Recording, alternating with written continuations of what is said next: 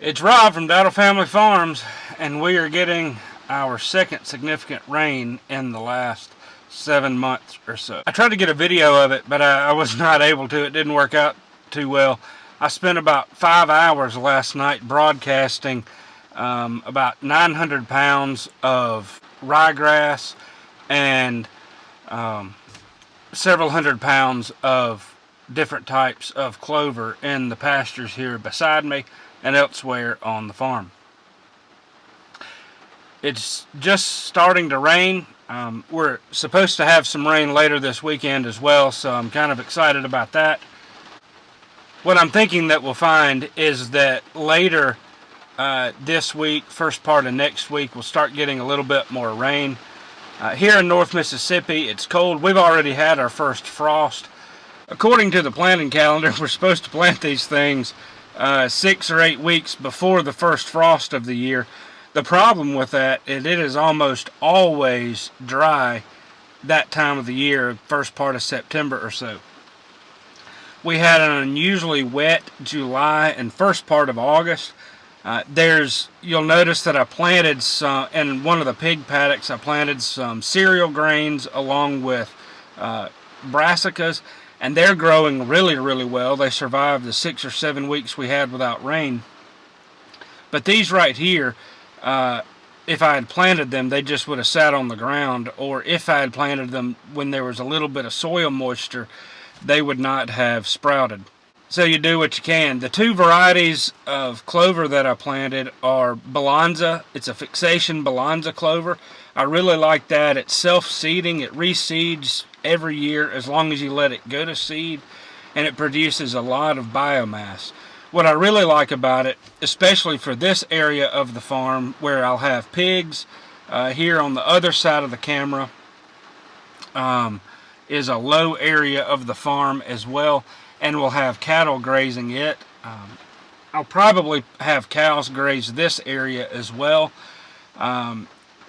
first part of the spring, and then once the ryegrass starts growing even more in April or May, give the clover a chance to regrow, and then put the pigs in there. So I'm standing on Dowdle Road right here. It was named after my great granddad. He was the only one who lived on the road at the time.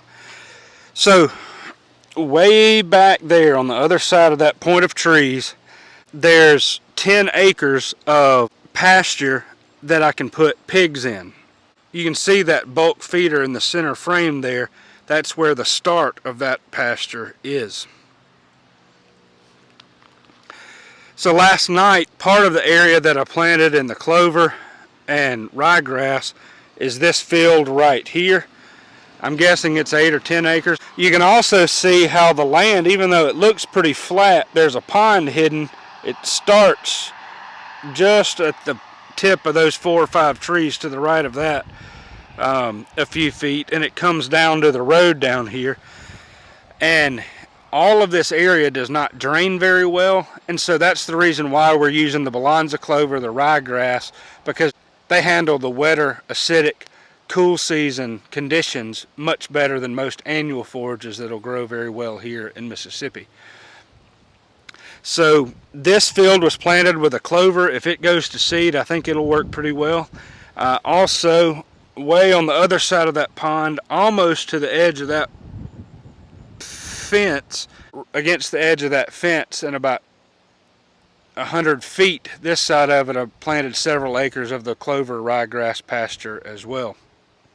There's also pasture, I'm pointed about north, and if you go north about half a mile, we start another 16th section, and that line I planted a few acres of the clover ryegrass mixture as well.